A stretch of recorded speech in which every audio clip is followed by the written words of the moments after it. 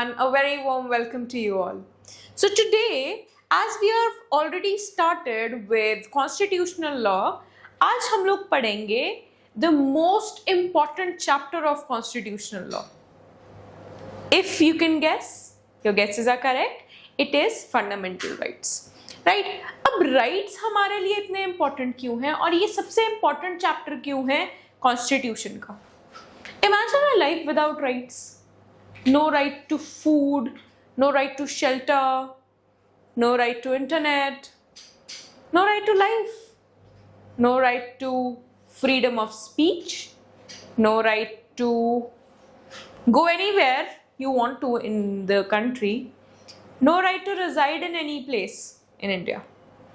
आप अपना घर नहीं खरीद सकते, आप अपनी पसंद का खाना नहीं खा सकते, आप अपनी पसंद से कहीं भी घूमने नहीं जा सकते. Imagine a life like that. Difficult to imagine, hard to sustain, right? So यही कुछ चीजें हैं जो हमें समझनी है कि in order to have a life of your own and in order to ensure a welfare state, rights have to be there in the constitution, right? That is why chapter 3 of the constitution, which basically talks about our fundamental rights, is the most important chapter for all of you. And for CLAT also, 1 or 2 questions can be expected from fundamental rights. And every year we are seeing somewhere or the other, rights have been talked about, right? So that is why fundamental rights become one of the most important chapters of our entire constitution, right? And you have to make sure that you put in your efforts to understand the fundamental rights very nicely, right? So let's just start. Fundamental rights. First thing first, what do we mean by fundamental? Rights तो हमें समझ आ गया ma'am, हमारे हक जो होते हैं ना वो rights होते हैं. तो fundamental क्या होता है? कौन से ऐसे rights? Fundamental का मतलब the essential rights, essentials of life. Right? That is how you understand them, right? The essentials of life. Now, starting with what all fundamental rights do we have? अब कौन-कौन सी right fundamental होनी चाहिए? अगर मुझे अपने views रखने हैं, if I have a certain viewpoint and I want to keep that viewpoint in front of the public, can I do that openly? Yes, of course I can do that openly, right? I have the fundamental right to go about anywhere that I want to, right? So these are some of the fundamental rights that we have. Now, before starting with fundamental rights, there are certain things which you need to understand. So, part 3 of the Constitution, right? We usually write it like this. Part 3 of the Constitution, right? Part 3 of the Constitution talks about fundamental rights. Articles 12 to 32, right? They talk about fundamental rights. Now, Article 12, what does Article 12 say? Article 12 of the Constitution, it tells us about a state. What is a state? And why do we need to understand the definition of a state? Because see, fundamental rights are those rights which are available to you by the virtue of you being a citizen of a particular state. Now, what do we mean by state and what all is included in a state, right? So that is why we need to understand the definition of state. अगर आपको definition समझ आती है state की, तो it becomes very easy for you to understand कि ये fundamental rights जो हैं वो कहाँ पे आप use कर सकते हो, right? So talking about state, state commonly refers to the government, the parliament, and the judiciary.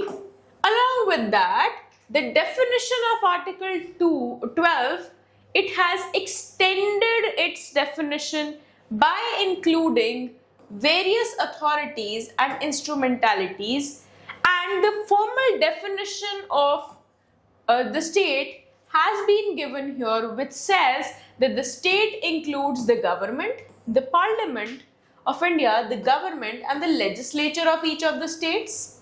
Very important.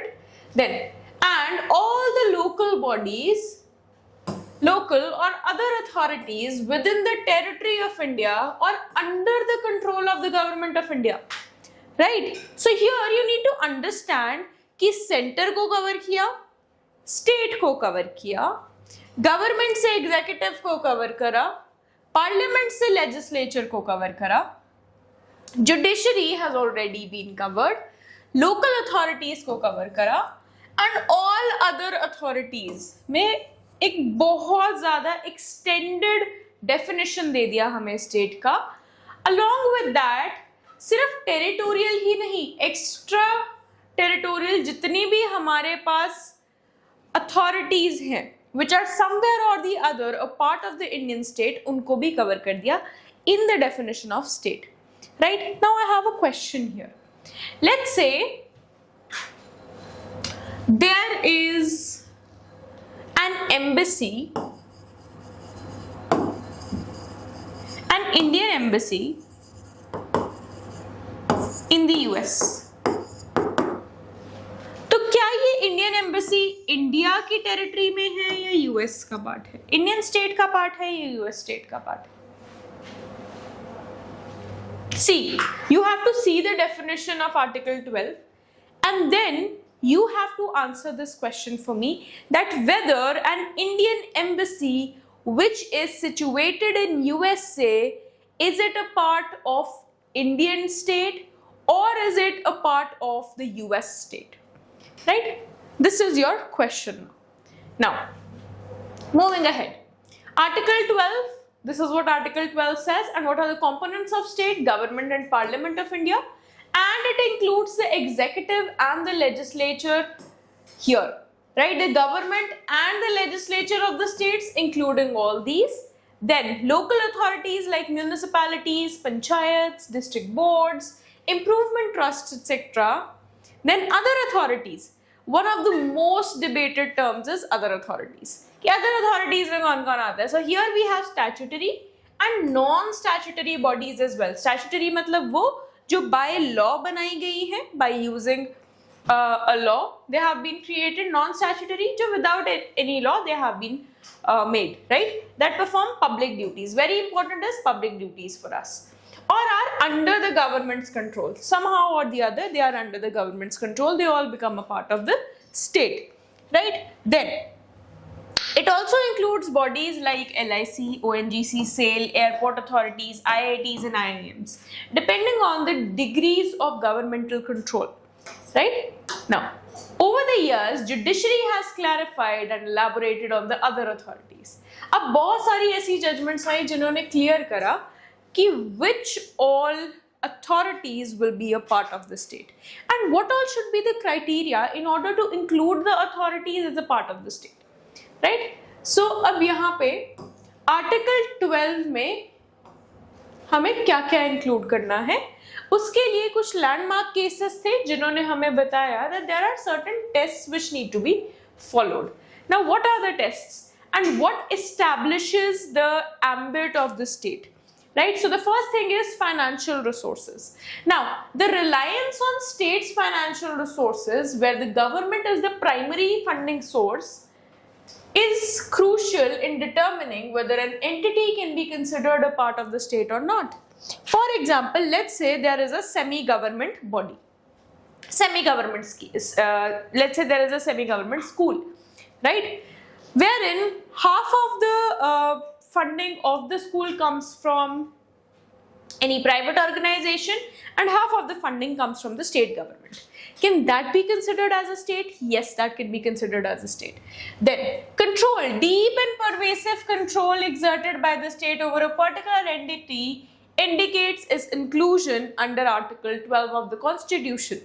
Then, functional character. Functional character means if the functions performed by an entity are governmental or have significant public importance, it strengthens the argument for its classification as a part of the state. यानी कि अगर किसी authority का जो काम है that is dealing with the public right? Performing public duties.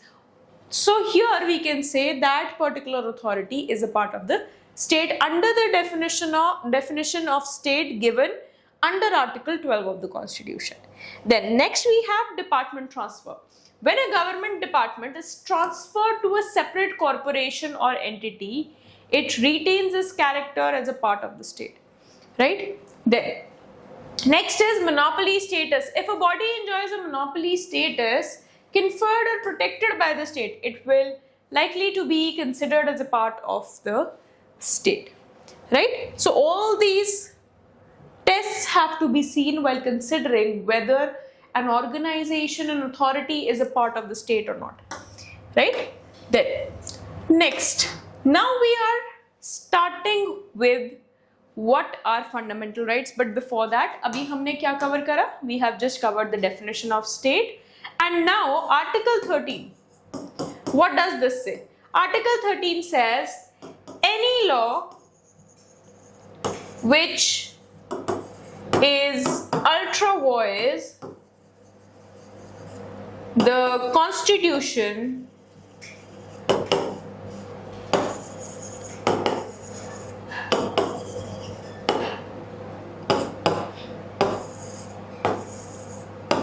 shall be void.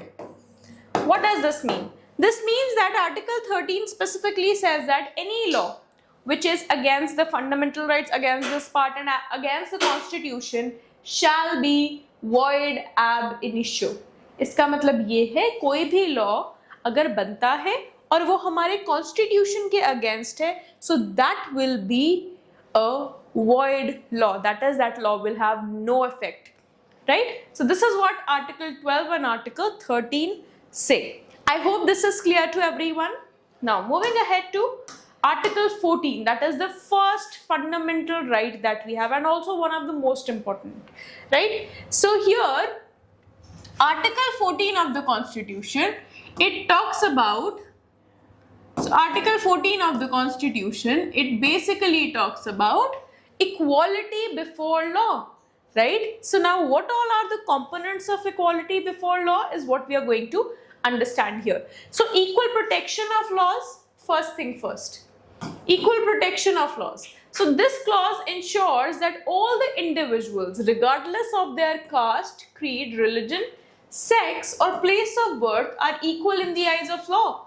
Article 14 prohibits the state from making arbitrary or unreasonable distinctions while applying laws. For example, let's say there is a state which says that there is a new law which controls pollution, right? Jisme the people who belong to the Brahmin caste, they can take their cars out any day and there will be no pollution law which will be applied to them, right? So this is an arbitrary law and यहाँ पे किस चीज पे बना हुआ है? ये cast के बेसिस पे बना हुआ लॉ है. Hence, this is not equality before law. Hence, such a law will not be applicable. Right? I hope that is clear. तो कोई भी लॉ जो कास्ट, क्रीड, रिलीजन, सेक्स या प्लेस ऑफ बर्थ पे डिस्टिंक्शन रखता है या फिर कहीं ना कहीं लोगों को इक्वल अपॉर्चुनिटी नहीं देता है और इक्वली प्रोटेक्ट नहीं करता है उनकी राइट्स को, that is against the Constitution, right? One thing that you have to be clear about is here we are talking about the place of birth and not the place of residence.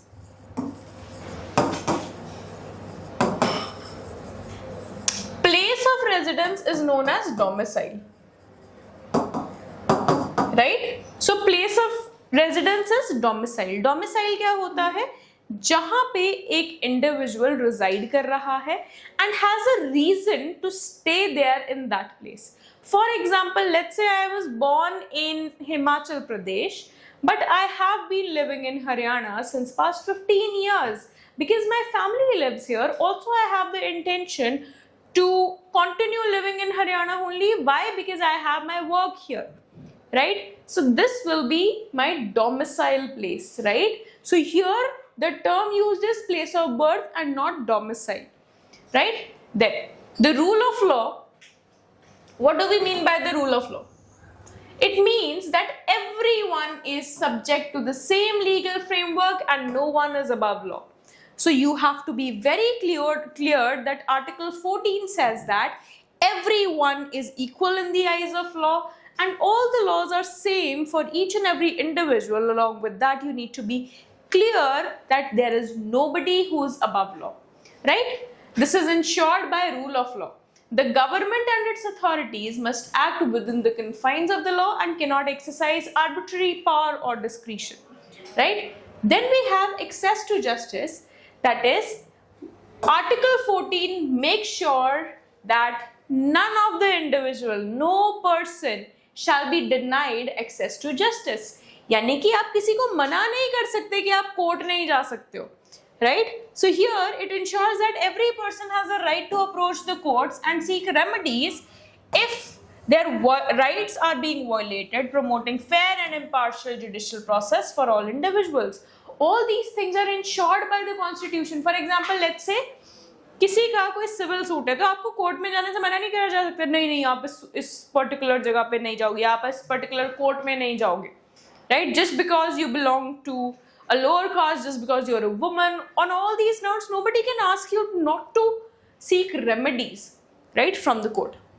Then the doctrine of reasonable classification. अब ये समझना बहुत जरूरी है. Now everybody will say कि ma'am अगर कोई distinction allowed नहीं है तो रिजर्वेशंस जो हैं वो क्यों अलाउड है?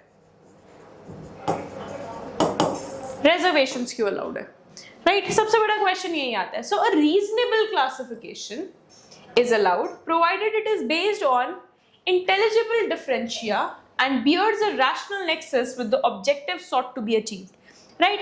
एक concept होता है equity का.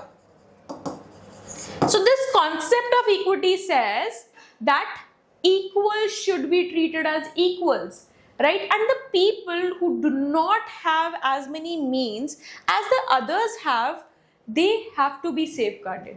That is why states can provide reservations to women, people from backward classes, and that is allowed. ठीक है? Just to ensure that there is equity. I hope that is clear to everyone. So ये सारी चीजें बोली गई है Article 14 of the Constitution में. That is equality before law. Now here are a few case laws that we have. First thing first is State of Bengal versus Anwar Ali Anwar Ali Sarkar case. What happened in this case was that struck down a law that gave unfettered discretion to the state to refer cases to special courts as the classification was arbitrary. अगर कोई state किसी particular type के cases किसी एक particular court को दे रहे हैं without any explanation, that is arbitrary. And this is what was said in this case. Now, the State of Bombay versus FN Balsara. In this case, it upheld prohibition law. Classification between medical liquor and intoxicating liquor was reasonable. अब यहाँ पे अगर आपको prohibit किया जा रहा है from consuming a particular kind of liquor, why? Because that is a medicinal liquor and that cannot be held, that cannot be taken by individuals. So that kind of a distinction is allowed. And it was said in State of Bombay versus FN Balsara, right? Then Ramakrishna Dalmia versus Justice Tendulkar. So it laid down in detail the test for reasonable classifications. I hope that is clear to everyone. You need not go into the depth of the case laws. Why? Because everything will be mentioned in the paper, right? But you should know the basic concepts. Now, what is equality before law in India? So in India, the principle of equality before law is enshrined in Article 14 of the Constitution. So this principle ensures that all individuals are subject to the same laws and are entitled to the same legal protections regardless of their social, economic or political status, right? The Indian Constitution also prohibits discrimination based on religion, race, caste, sex or place of birth and guarantees equal protection of the laws to all its citizens, right? Now, let's just talk about due process of law. What do we mean by due process of law? अभी हमने पढ़ा rule of law. अब हम पढ़ेंगे due process of law. See, in India, the principle of due process of law is enshrined in Article 21 of the Constitution, and this principle ensures that all individuals have access to fair and impartial legal system. This includes the right to a fair trial, access to legal remedies, and protection from unlawful detention or arrest. Right? और ये सारी चीजें एक case law में आई थी जिसका नाम था Maneka Gandhi versus Union of India. Maneka Gandhi versus Union of India, जिसमें ये कहा था कि we have to follow a due process of law, and this is what due process of law means, wherein every individual, right, he has the right to fair trial, access legal remedies, protection from unlawful detention or arrest. Right? Now, the Indian Constitution also guarantees that no person shall be deprived of their life or personal liberty except according to the procedure established by law. कि आप किसी को उसकी life या उसकी जो liberty है, you cannot deprive a person of that just because you want to do so. Right? There has to be a procedure in order to do so, and if the procedure is not followed, it is not valid. Right? Now, next we have is article 15. Article 15 बात करता है discrimination की. Discrimination मतलब भेदभाव. Based on the religion, race, caste, sex और place of birth, the state shall not discriminate against any citizen on these grounds. Right? Then article 16 says that equality of opportunity in public employment. Now, in grounds पे जो कि है religion, race, caste, sex, descent and place of birth, residence, or any of them in employment or appointment of any office under the state. It ensures that no citizen is denied equal opportunities in public employment based on their background. Right? Keep based on the background, nobody can deprive you of your opportunities. And what kind of opportunities? Public employment. Public employment mein all the employment that is there, generated by the state, maintained by the state, that kind of unemployment is known as public employment. तो ये private firms पे या फिर private institutions पे apply नहीं होगा. Right? Then Article 17, abolition of untouchability. अब untouchability पुराने ज़माने में used to be an evil. Even now it is somewhere or the other, not openly, but yes, it exists, right? So it declares that practice of untouchability as unconstitutional and prohibits its practice in any form. Right? So untouchability was a social evil prevalent in some parts of Indian society where specific communities were considered as untouchables and subjected to extreme social discrimination. Right? So there it became very important to add such an article to the Constitution stating any sort of untouchability shall be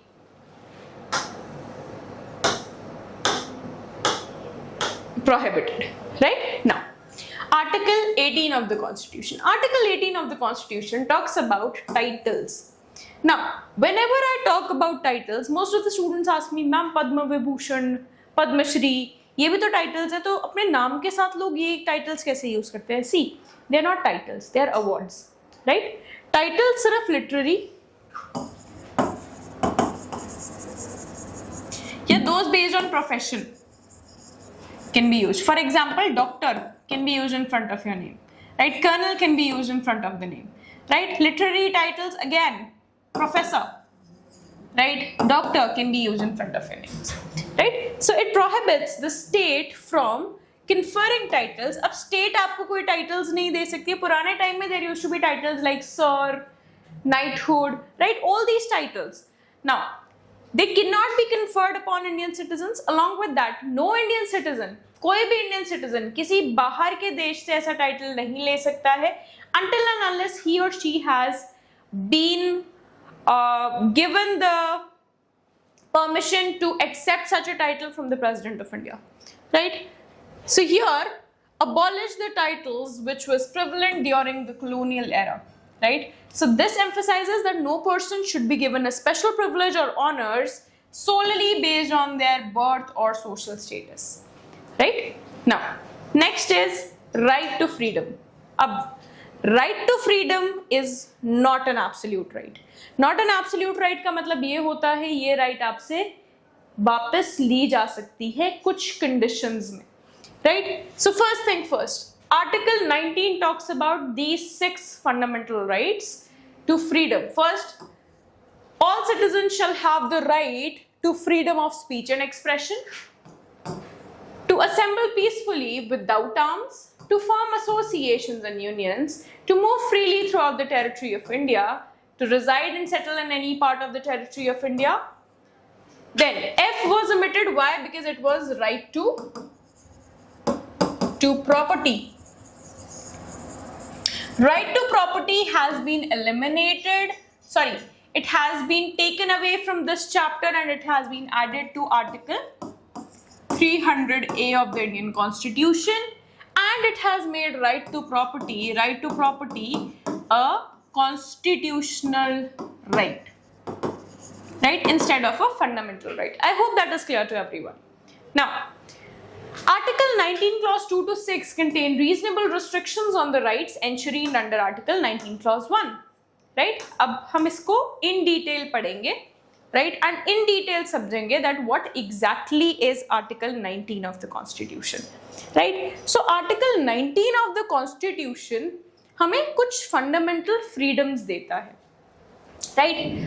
तो first fundamental freedom है, जैसे कि for example the first fundamental freedom that we have is right to freedom of speech and expression. तो क्या आप कुछ भी बोल सकते हो? क्या आप किसी भी तरह किसी को कुछ भी बोल सकते हो? No, there are certain restrictions to it. For example, there is a restriction that you have to maintain decency. You cannot speak against the state, right? You cannot use any language which defames the other person, right? Or any language which hurts the other person. You cannot speak anything that causes enmity between India and the neighboring states or other states, right? So you have to make sure that whatever you're speaking is not violating any of these constraints, right? Now, next we have is right to assemble peaceably and without arms. तो यहाँ पे peaceful association होनी जरूरी है. That is why जितने भी gangs होते हैं, right, जितने भी underworld gangs हैं या फिर जितने भी gangs हैं वो allowed नहीं हैं, वो legal नहीं हैं. Secondly, the assembly should be without arms. अब most of the students will ask me कि मैम बहुत सारे ऐसे religious processions होते हैं जहाँ पे arms भी होते हैं, ammunitions भी होते हैं, तो वहाँ पे कैसे allowed है? See, they are peaceful ammunitions. For example, अगर गतका खेला जा रहा है इन पंजाब या in that case Muharram celebrate हो रहा है, मैम वो भी तो उधर भी तो arms और ammunitions हैं, but see, they are peaceable, right? So they are peaceful. That is why such assemblies are allowed. Now, to form associations or unions, associations and unions का मतलब है आप कोई भी association, कोई भी union form कर सकते हो, but the objective of the association and the union has to be lawful. For example, let's say you have formed an association of thieves and the main motive is to commit robberies throughout India, तो वो allowed नहीं है, right? Next we have is to move freely throughout the territory of India. Even this is restricted. Why? Because there are certain areas which are meant for the tribes, right, and for the tribal people. Hence, you cannot say if somebody is stopping you from going into that area, you cannot say कि ये तो मेरा fundamental right है, I can go anywhere, right? Restrictions है, you will have to follow those restrictions and guidelines. Next is to reside and settle in any part of the territory of India. Yes, even this is allowed to you, but there are certain restrictions again. For example, Himachal government had this rule that only Himachalis could buy land in that particular state, right? However, it was later on abrogated, but earlier they used to have this law, right? And that is a restriction which is fine. The state government can make such restrictions, right? Then, to practice any profession or to carry on any occupation, trade or business, again, the trade, the profession, the business should not be illegal and it shouldn't be against the state policy, right? Now, this is what Article 19 says. Coming to Article 20 of the Constitution. Now, what does Article 20 of the Constitution say? So, Article 20 of the Constitution, it basically talks about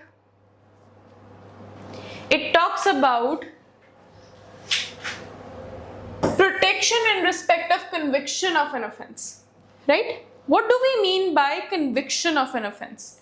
See, it imposes limitations on the parts of the state, right, which it otherwise possesses under Article 21 to enact and enforce criminal laws. So 20 clause 2 is aimed at protecting an individual from being subjected to prosecution and conviction for the same offense more than one, which is double jeopardy.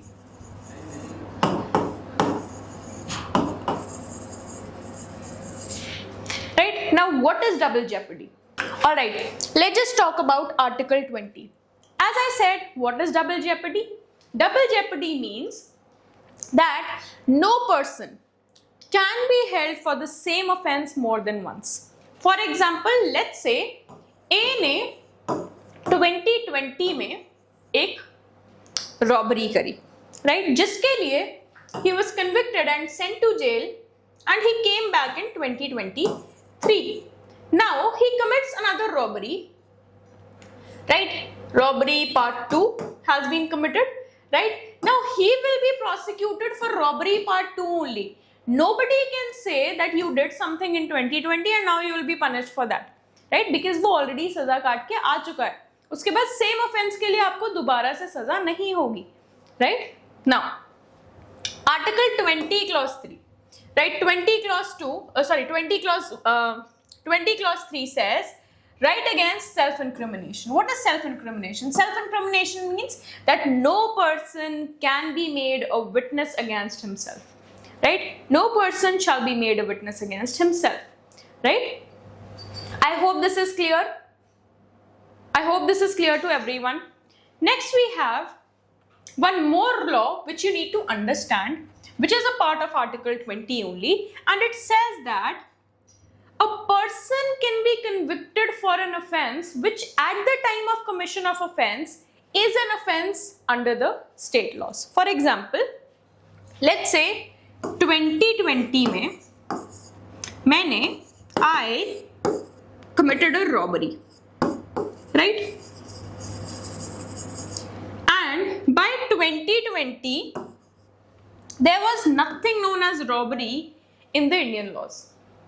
Indian laws में robbery नाम की कोई चीज थी ही नहीं 2020 में. And in 2021 there came a notification stating कि अगर ऐसा सा कोई भी एक्ट हुआ है तो उसे रॉबरी कंसिडर किया जाएगा, राइट?